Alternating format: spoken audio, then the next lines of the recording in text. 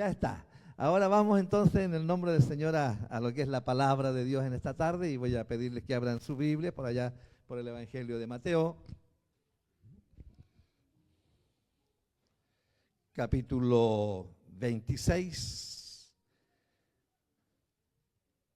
versículo 36, hasta el 46. Vamos a la lectura en el nombre del Señor Jesucristo. La palabra de Dios dice de la siguiente manera: entonces llegó Jesús con ellos a un lugar que se llama Getsemaní y dijo a sus discípulos: sentaos aquí, entre tanto que voy allí y oro. Y tomando a Pedro y a los dos hijos de Zebedeo, comenzó a entristecerse y a angustiarse en gran manera. Entonces Jesús les dijo: mi alma está muy triste hasta la muerte, quedaos aquí y velad conmigo. Yendo un poco adelante, se postró sobre su rostro, orando y diciendo: Padre mío, si es posible, pase de mí esta copa, pero no sea como yo quiero, sino como tú. Vino luego a sus discípulos y los halló durmiendo y dijo a Pedro: ¿así que no habéis podido velar conmigo una hora? Velad y orad, para que no entréis en tentación. El espíritu a la verdad está dispuesto, pero la carne es débil.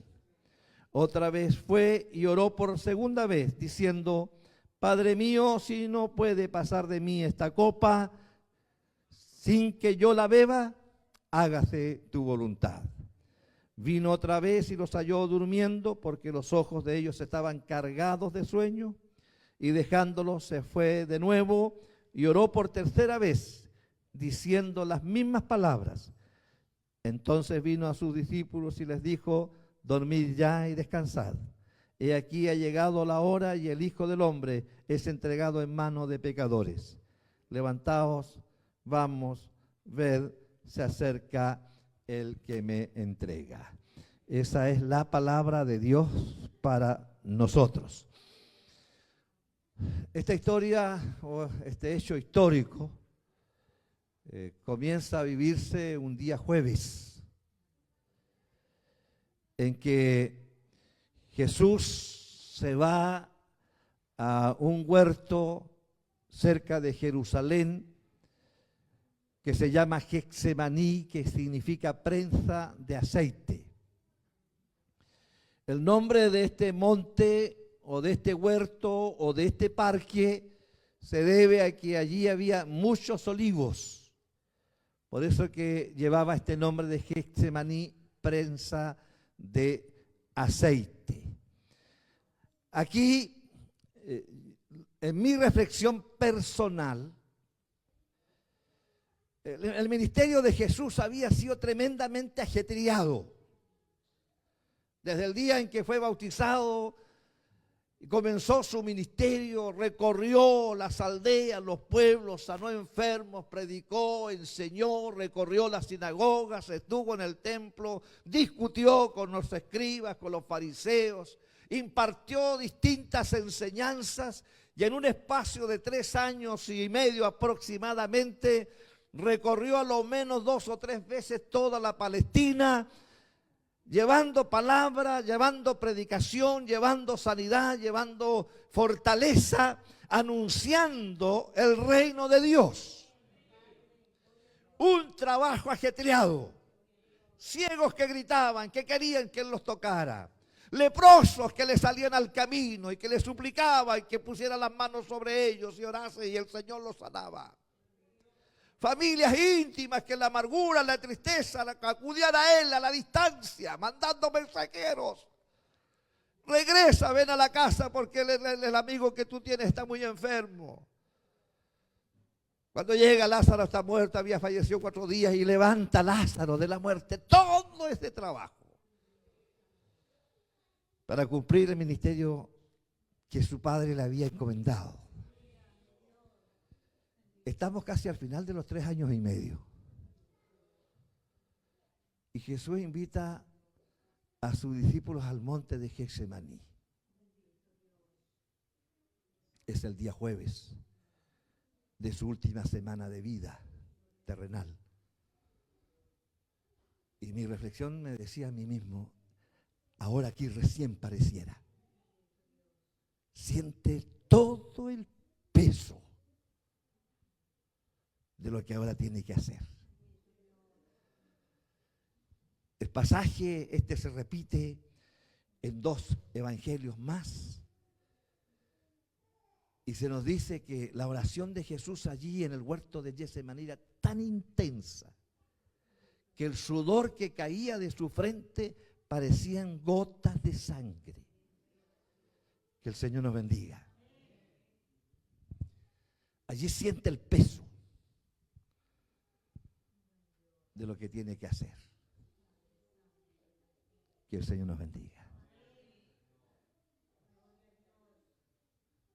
Y yo saco a lo menos de aquí 3 enseñanzas. Voy a tratar de verificarlas porque a veces digo 4 y doy 3. Y los coladores finos que hay aquí me dicen, papi, dijiste 4 y dijiste 3. Ya. Entonces, voy a compartir con ustedes hoy día de este pasaje bíblico, voy a compartir 3 enseñanzas. Y los puse en el contexto en que estamos. En medio de ahora de esta realidad que va a tener que enfrentar Jesús, Él llama a 3 de sus discípulos para que les acompañen. Él se aleja después de esos 3 a una distancia, dice otro evangelista, más o menos de un tiro de piedra. Estamos hablando de entre 25 a 30 metros. Y comienza a orar solo. A orar. A decir, Padre, si es posible, no beba yo esta copa. Y la primera lección que saco, amados hermanos, que el mejor bálsamo en los momentos de tristeza, de angustia, de lucha interna, el mejor bálsamo es la oración. Más que las palabras del pastor, más que las palabras del amigo, más que las palabras de la esposa, más que las palabras del esposo, en los momentos de angustia intensa del alma, del espíritu, el mejor bálsamo es orar. Jesús sentía el peso de la copa que iba a beber, y entonces Él se va al huerto de Getsemaní, se hace acompañar de sus 3 discípulos más cercanos,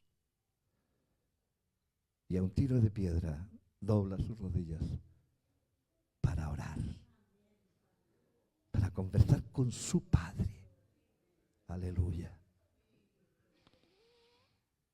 Él no buscó el consuelo en los demás. Él buscó el consuelo en la oración. Él ahora sabía, ahora recién sabía y estaba tomándole el peso a lo que iba a pagar. La traición de uno de sus discípulos. El abandono del resto. La negación cobarde de Pedro.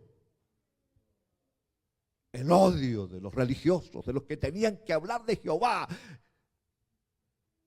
de los que debían hablar de su padre y defender a su padre. Él iba a sufrir el odio de ellos. El Señor nos bendiga. De pronto uno se admira, amados hermanos, que el odio más grande contra los que predican, contra los que enseñan el Evangelio, el odio más grande no está en el mundo, el odio está dentro.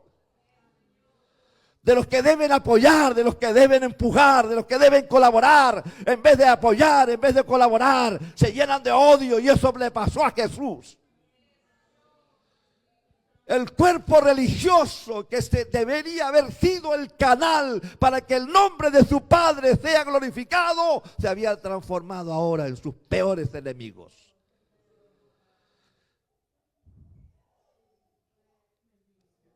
Iba a tener que cargar el pecado de todos los hombres. el que no tuvo pecado, el que nunca engañó con su boca, que nunca ofendió a Dios, él, ahora Jesús se daba cuenta, él cargaría el pecado inmundo de todos los hombres.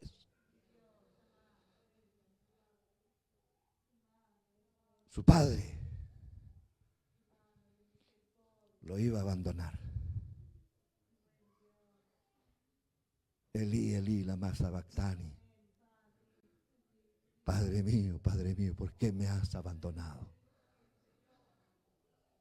Su padre lo iba a abandonar porque no podía Dios mirarlo cuando estaba lleno del pecado de todos los hombres, cargando sobre él. El que nunca cometió pecado iba a cargar el pecado de todos los hombres. Frente a esa realidad, el mejor recurso fue orar. Amado hermano, frente a los problemas, las angustias del alma, los jóvenes ayer estudiaban sobre las emociones. Cuando Satanás quiere oprimir nuestro corazón, nuestra mente, tratar de encadenarnos en emociones negativas, inhabilitantes en el desarrollo de nuestra vida, cuando Satanás te ataque allí, lo mejor es orar. Es rogar a Dios el Padre. Que el Señor nos bendiga. Cuando estamos en angustia y doblamos nuestras rodillas y oramos, es mi experiencia personal y yo creo que la experiencia de todos ustedes como hijos de Dios, cuando estamos en angustia, en aflicción del alma y oramos, doblamos las rodillas y lloramos, después nos levantamos fortalecidos, hemos sido tocados, hemos sido alentados a través de la oración. Por eso, hermano querido, mi primer consejo esta noche es que en medio de la angustia, de la aflicción del alma, el mejor bálsamo es la oración. Cuando todos te abandonen, cuando todos te vuelvan la cara, cuando nadie te reconozca nada, ora. Dios alentará tu espíritu. Dios fortalecerá tu alma. Alabado sea Dios.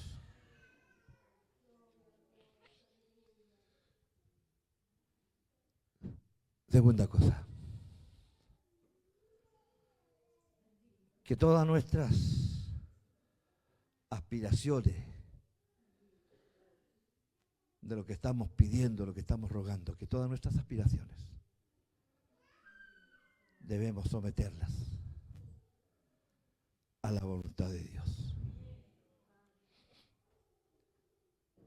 Ya lo dije, Jesús estaba allí ahora recién dándose cuenta de la copa que iba a beber. Y entonces en su oración él es muy honesto y sincero con su papá, con su padre. Y le dice: Padre, si existe alguna otra forma, no permitas que yo beba esta copa. Si existe una manera distinta, no permitas que yo beba esta copa. Pero luego en su propia oración y en su propia reflexión, él dice: pero no se haga mi voluntad, sino la tuya. Que el Señor nos bendiga. El versículo 39 dice: yendo un poco adelante, se postró sobre su rostro orando y diciendo: Padre mío, si es posible, pase de mí esta copa, pero no sea como yo quiero, sino como tú. Y en el 42, otra vez oró. Y en el 44, otra vez oró, diciendo las mismas palabras: si es posible, que pase de mí esta copa, que no la beba, pero no se haga como yo quiero. La Escritura dice que cuando Jesús estaba allá para enfrentar la cruz, la Biblia dice que había 12 legiones de ángeles. Aleluya. Cuando él fue tomado preso en el huerto del Getsemaní, en el cielo se prepararon 12 legiones de ángeles. Esto lo quiero decir yo porque quiero resaltar esta actitud de Jesús de someterse tan profundamente a la voluntad de su Padre. Él sabía que allá en el cielo había 12 legiones de ángeles. A una sola señal del carpintero de Nazaret, a una sola señal, 12 legiones de ángeles descenderían a la tierra.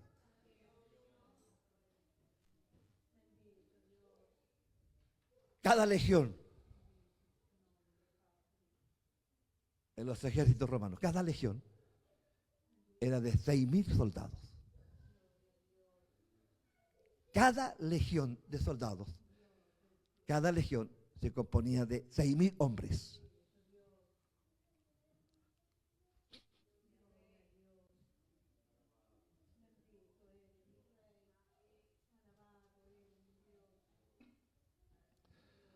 Así es que cuando se nos dice en la Biblia que había 12 legiones de ángeles, se nos está diciendo, hermanos, que cuando llegan este miserable grupo de soldados humanos ahí, a Getsemaní, habían en el cielo, espada en la mano, 72.000 ángeles.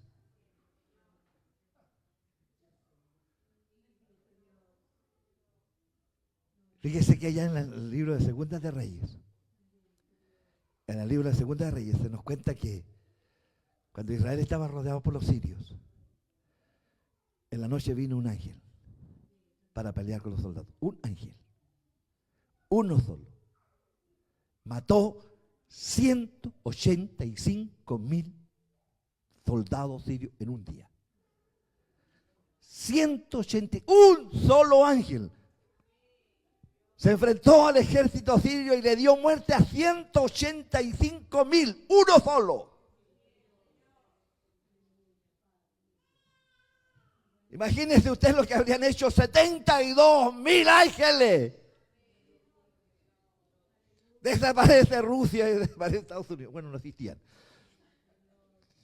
Pero habría 72.000 ángeles, hermano, habrían barrido con todo.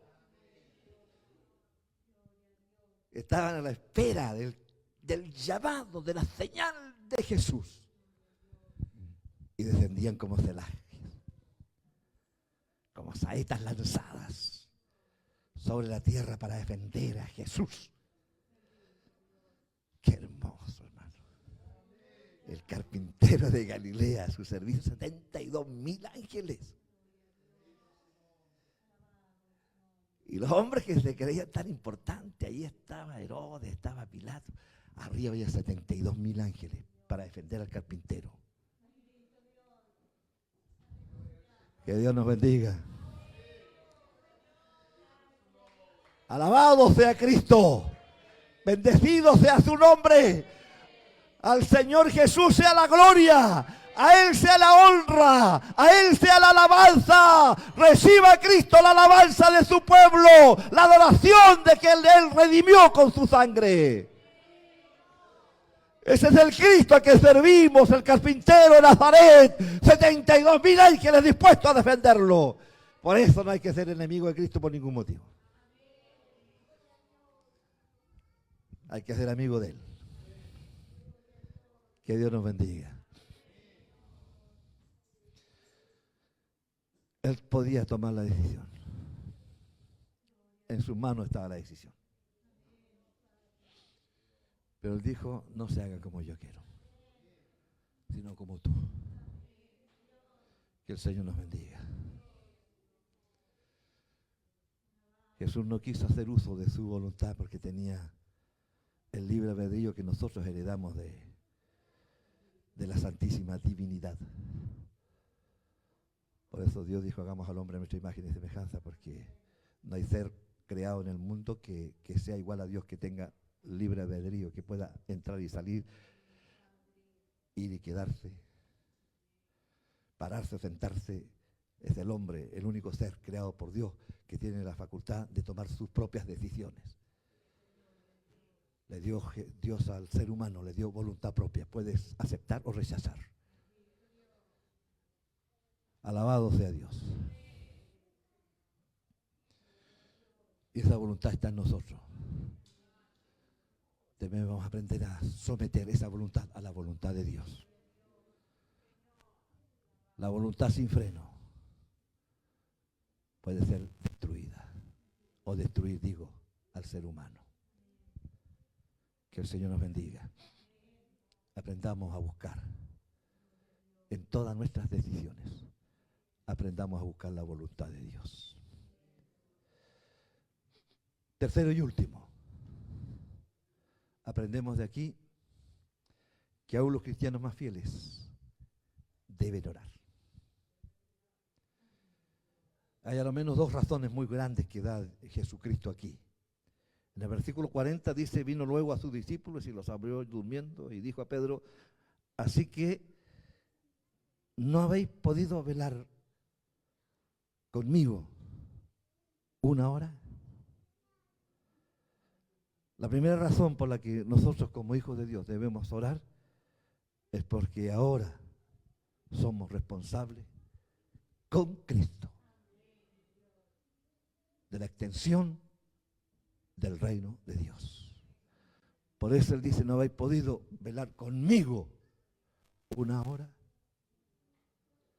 Nosotros debemos aprender a estar en constante oración porque el trabajo, la responsabilidad de extender el reino de los cielos, el reino de Dios en la tierra, está ahora en nosotros. Por eso Jesús allá en el libro de los Hechos, cuando los discípulos todavía están, perdón la expresión que voy a usar, están en otra, todavía vieron todo lo que aconteció, la muerte de Cristo, el sacrificio, la cruz, los golpes, la tumba, y después levantarse vivo, mostrarse ante ellos, comer, compartir con ellos. Durante 40 días estuvo vivo y se presentó, dice Pablo el apóstol, ante los hombres, más de 500 personas lo vieron.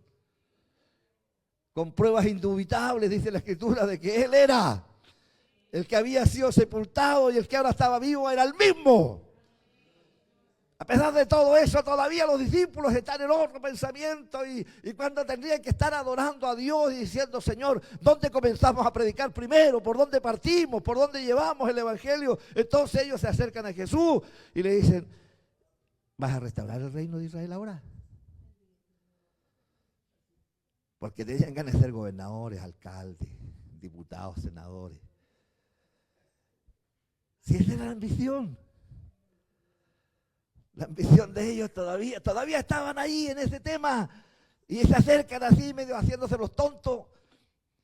¿Restaurarás el reino ahora?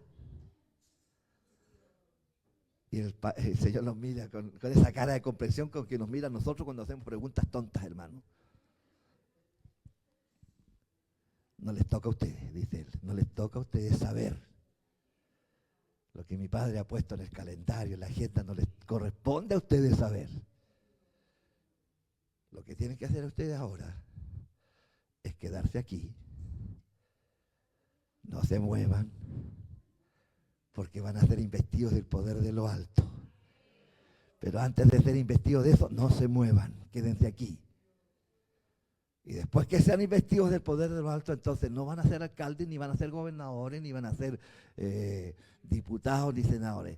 Una vez que sean investidos de poder, entonces tomarán su mochila y saldrán a predicar el Evangelio.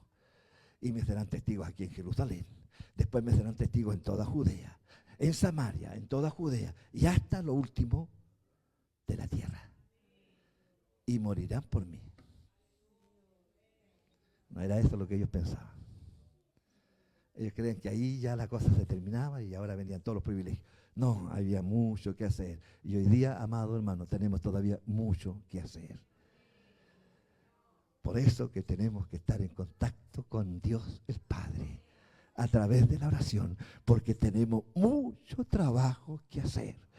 Sigue descansando ahora sobre nuestros hombros la responsabilidad de anunciar el Evangelio. Que Dios bendiga esta iglesia. No es nuestra responsabilidad, hermano. A mí me da tristeza, me da pena cuando hay líderes religiosos de instituciones, de corporaciones, que están envueltos en peleas, en discusiones, quién será el próximo obispo, quién será el próximo presidente, y votemos por este, votemos por el otro. Preocupémonos de anunciar el Evangelio de Cristo, de anunciarle al mundo que en Cristo hay salvación y vida eterna, que solo Cristo puede redimir al hombre del pecado. Gloria al Señor Jesús. La primera razón para permanecer en oración es que tenemos mucho trabajo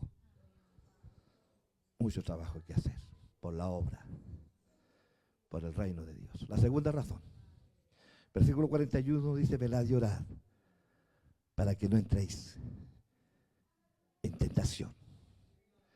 El espíritu a la verdad está dispuesto, pero la carne es débil.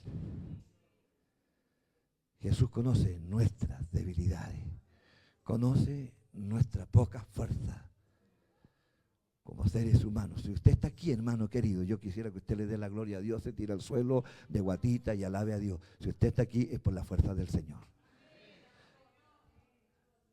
Nadie de nosotros podría permanecer aquí con sus propias fuerzas. Si estamos aquí con todas nuestras flaquezas, con todas nuestras debilidades, con todos nuestros errores, si estamos aquí es por la misericordia de Dios, porque Él no nos dejará solo, Él estará siempre con nosotros. Si usted no estuviera con Cristo, Cristo no estuviera con usted, usted ya estaría en el mundo borracho, drogado, durmiendo bajo unos cartones, a lo mejor estaría tirado en una zanja, pero no está en una zanja, ni está borracho, ni está drogado, está aquí sano, está bendecido, porque Dios ha tenido misericordia, porque Dios nos ha sostenido, Él conoce nuestra flaqueza humana. Tenemos una naturaleza pecaminosa, es cosa que se nos suelte un poquito y usted vuelve al trago. Pero si estamos aquí es porque Dios ha tenido misericordia. Y Jesús dijo, tienen que orar para que no caigan en tentación. El espíritu, dice él, está dispuesto. O sea, internamente nosotros queremos seguir adelante.